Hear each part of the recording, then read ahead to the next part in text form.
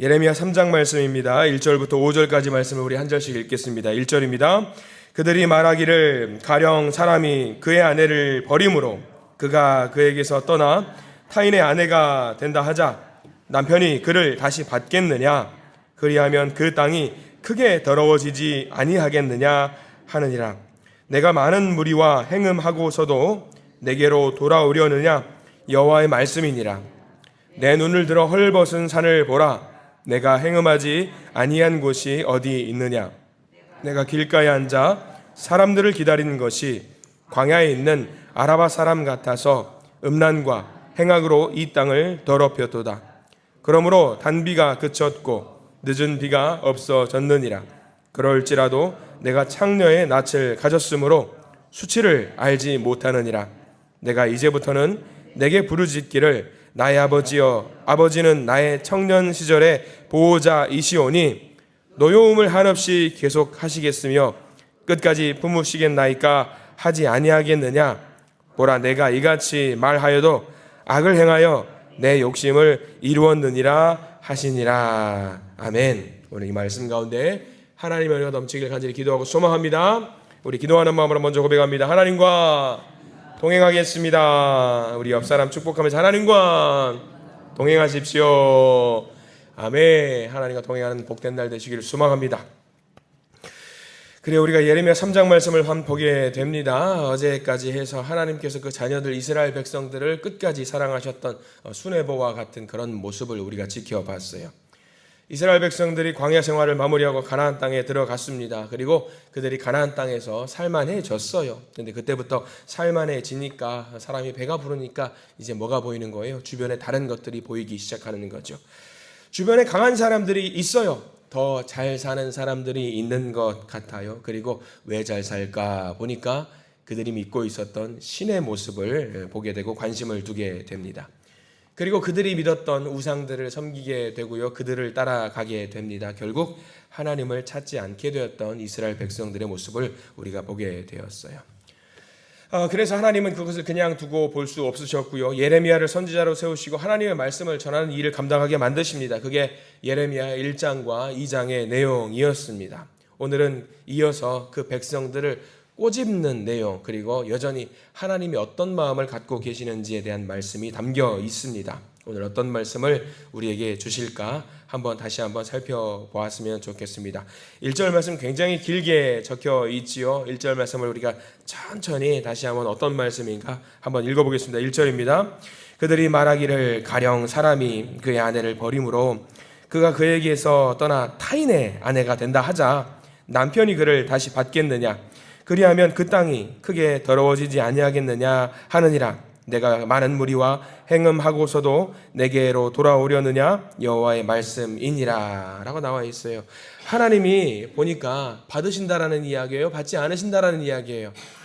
떠나버린 이스라엘 백성들을 다시는 받지 않으시겠다라는 그런 말씀으로 기록이 되어 있습니다. 결혼 관계가 깨졌고요. 이혼 증서도 써졌고요. 이제 남이에요. 남이에요. 남이 뭘 잘하건 뭘 못하건 뭐 신경 쓸 바가 아니에요. 그럴 필요 없어요. 특별히 남이 됐는데 남이 된 것에서 끝나는 것이 아니라 이 신부가 어떻게 되어버렸느냐? 타인의 아내가 되어버리는 거예요. 받을 수 있어요, 없어요? 이제는 못 받는 거예요. 그것을 받으면은요, 상호간에 서로를 더럽히는 간음하는 사이가 되기 때문에 하나님도 그냥 말씀하시는 거죠. 받아주고 말고가 아니에요. 이제 돌아오는 게 가능하겠냐라고 이제 오히려 물어보시는 거죠. 1절 이 말씀을 우리가 보면은 하나님은 돌아서신 것 같아요. 더 이상 받아줘도 안 될 것 같고요. 완전히 이제 돌아설 수 없다라는 말, 받아줄 수 없다라는 말처럼 보입니다. 그냥 겉으로 드러나기엔 그렇게 보여요. 근데 우리가 1절 말씀 잘 보셔야 돼요. 성경책에 따라서 좀 다르더라고요. 각주가 있어요. 여러분들 성경책은 혹시라도 어떤 성경에 따라서 다릅니다만은 거기 중간에 행음하고서도라는 표현이 있어요. 무리와 행음하고서도 혹시 찾으셨는지 모르겠어요. 쭉 눈을 한번 보셔요. 행음하고서도 1절이 나와 있거든요.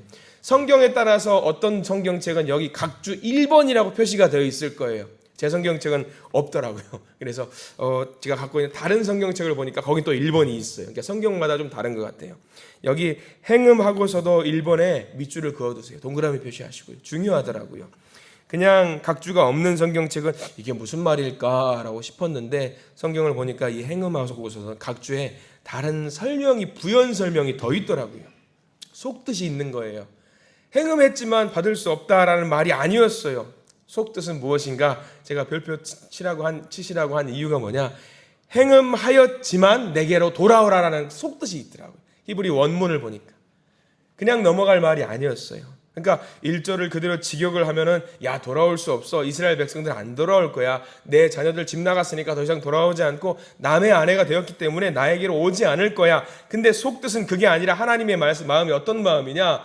돌아와라라는 말씀이 담겨 있는 거였어요. 그냥 겉으로 보면은 하나님이 절대로 받지 않으실 것 같은데 그게 아니었어요. 행음하였지만, 범죄하였지만, 다 끝난 것처럼 보이지만, 갈라선 것처럼 보이지만, 그럼에도 불구하고 하나님의 마음은 무엇이냐? 제발 돌아오면 안 되겠니? 라는 말씀이 1절 한 절의 말씀에 담겨 있더라고요. 하나님의 마음이요.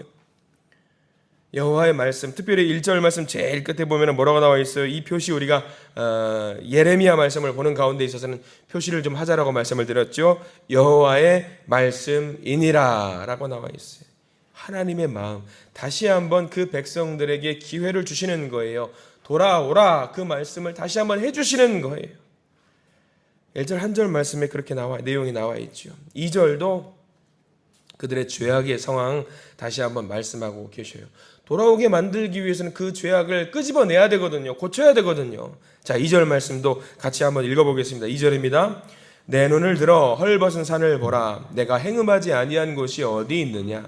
내가 길가에 앉아 사람들을 기다리는 것이 광야에 있는 아라바 사람 같아서 음란과 행악으로 이 땅을 더럽혔도다. 다시 말하면 누가 나를 구원해 줄까? 애굽일까? 바벨론일까? 여러 사람들에게 치근덕거리면서 지나가는 사람 다 붙들고 뭐한다라는 거죠?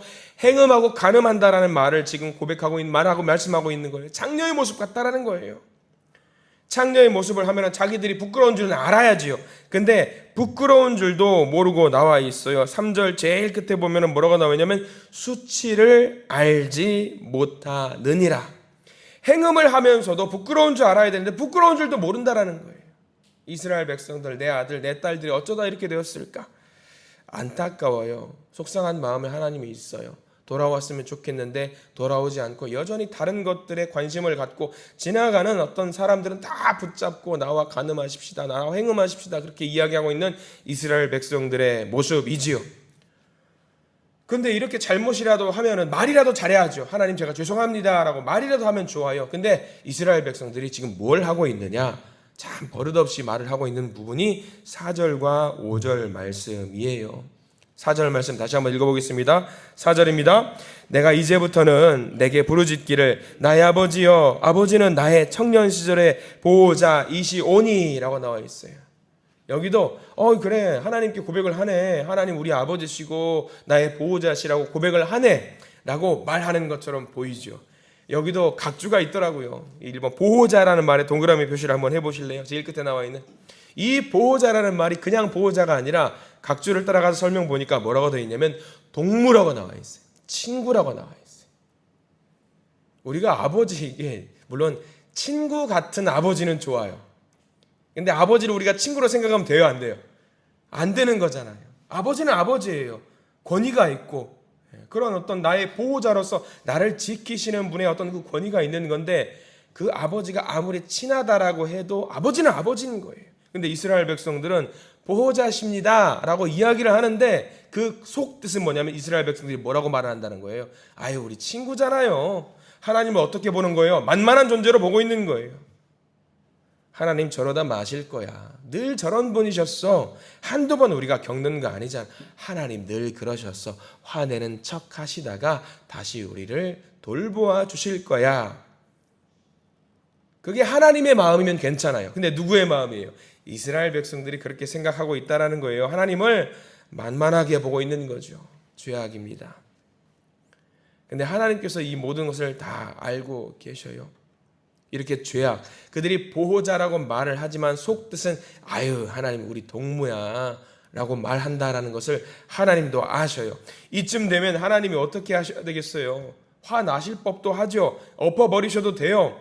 하나님의 마음 충분히 이해합니다. 그러셔도 돼요. 근데 하나님이 어떻게 하시느냐? 여기서 끝내지 않아요.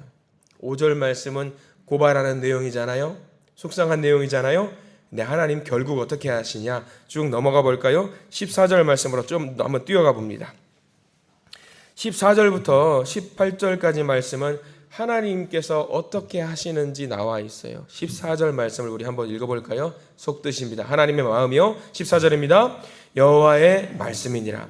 배역한 자식들아 돌아오라. 나는 너희 남편임이라. 내가 너희를 성읍에서 하나와 족속 중에서 둘을 택하여 너희를 시온으로 데려오겠고. 자, 표시를 해두시지요.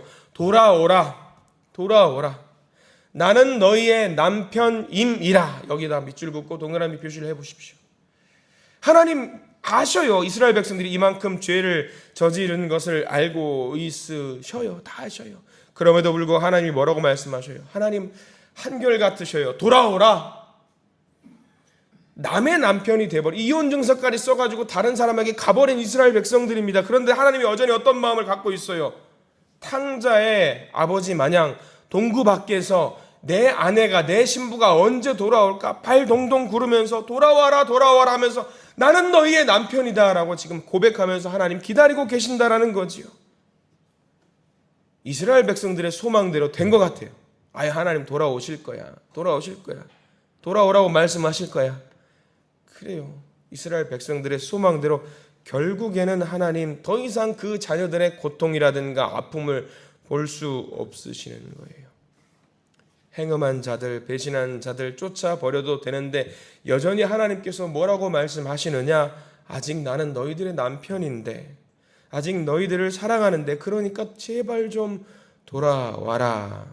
그리고 14절 제일 끝에 보시면 뭐라고 나와 있습니까? 시온으로 데려오겠고 라는 말 뭐죠? 예배자로 우리들을 세우신다라는 하나님의 말씀이에요. 그러니까 돌아와라. 진짜 너희들 사랑하거든. 예배자로 회복시킬 거거든. 제발 좀 돌아와라. 하나님의 여전히 사랑하는 그 마음이 담겨 있어요. 근데 잘 보셔야 될 것이 배신한 사람, 다른 남자에게 가버린 사람은 스스로 힘으로 돌아온다고 돌아와지는 게 아니거든요. 명분이 있어야 되잖아요.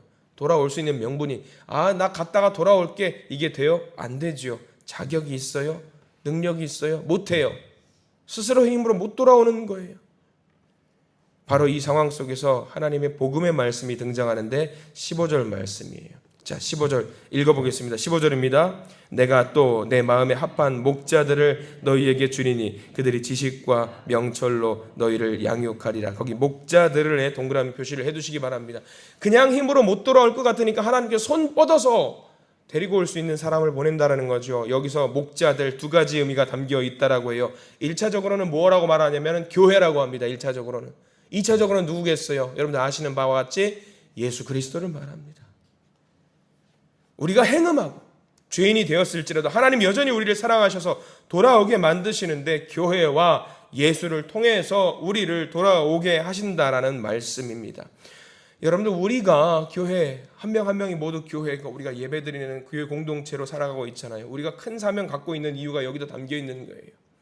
세상 가운데 죄악 가운데 빠져 있는 사람들이 너무나도 많이 있는데 그들을 돌아오게 만드는 역할을 누가 감당해야 되느냐? 바로 우리가 해야 된다는 말씀이 1차적으로 담겨 있는 거죠. 사명 주신 거예요. 그리고 하나는 예수 그리스도를 우리에게 보내심으로 말미암아 우리의 죄악을 씻으신 그 내용이 담겨 있는 거죠. 오늘 우리가 이 3장 말씀, 예레미야 3장 말씀을 묵상하면서 우리가 어떤 존재인지를 명확하게 기억했으면 좋겠습니다. 우리는 사실 구원받을 수 있는 자격이 없던 사람이에요. 우리는 아니라고 할지라도 하나님의 관점에서 이미 배역한 사람이고요, 배신자고요, 하나님을 떠난 사람입니다. 우리 힘으로 돌아올 수 없는, 스스로 구원할 수 있는 능력도 없는 사람이지요. 그럼에도 불구하고 하나님 우리를 끝까지 붙잡아 주시고 우리를 돌아오게 만드신다라는 내용입니다. 우리를 버리지 아니하시고 끝까지 우리를 붙잡아 주시는 그 하나님을 다시 제대로 붙잡을 수 있는 저와 여러분들 되시기를 소망합니다. 우리가 고백하면 돼요. 하나님 우리 연약합니다. 우리 또 실수합니다. 하나님 아시거든요. 이스라엘 백성들 죄악 가운데 빠질 것을 하나님 다 알고 계셔요. 그건 우리가 뭐가 필요해요? 내가 죄인이고 내 힘으로 구원받을 수 없고, 그러나 우리 하나님 우리를 버리지 아니하시고 끝까지 우리를 사랑하신다라고 말씀하신다라는 그 하나님을 바라볼 수 있는 저와 여러분들 되시기를 간절히 소망합니다. 그 하나님을 의지하셔야 됩니다. 그 하나님과 기쁨으로 동행하시는 복된 오늘 하루 되기를 소망합니다. 그리고 오늘 하루 살아가실 때에 우리에게 사명이 있다는 것을 명심하세요. 우리를 구원하시는 하나님도 물론이겠지만 우리를 통해서 주시는 사명이 있다는 것을 기억하십시오.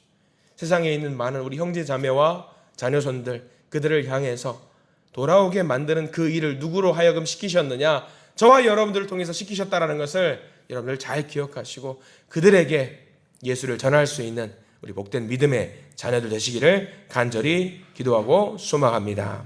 기도하겠습니다. 하나님 감사합니다. 오늘 말씀을 통해서 우리를 향하신 주님의 마음을 보게 하시니 감사합니다.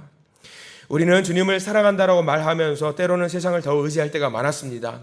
주님을 아버지라고 주님을 부르면서도 주님을 동무라고 말하면서 가볍게 여길 때가 있었음을 고백합니다. 하나님, 우리가 하나님보다 다른 것을 더 바라보고 하나님보다 더 다른 힘을 의지했던 우리를 용서하여 주시옵소서. 그럼에도 불구하고 우리에게 돌아오라라고 말씀하시면서 나는 너희의 남편이라고 하시는 주님의 사랑을 붙잡기를 원합니다. 스스로 돌아올 힘도 없고 구원받을 자격도 없는 우리를 버리지 않으시고 다시 부르시는 그 은혜에 감사를 드립니다. 하나님, 우리의 마음이 다시 하나님께로 돌아가기를 원합니다. 형식적인 회개가 아니라 진실한 회개로 나아가게 하시고 주님을 만만히 여기는 믿음이 아니라 주님을 경외하며 주님을 진심으로 사랑하는 그 믿음으로 그 신앙으로 살게 해 주시옵소서. 오늘 하루도 우리를 붙잡아 주시고 주님의 말씀 안에 살게 하시며 우리를 끝까지 사랑하시는 하나님과 기쁨으로 동행하게 해 주시옵소서. 예수 그리스도 이름으로 간절히 기도드립니다. 아멘.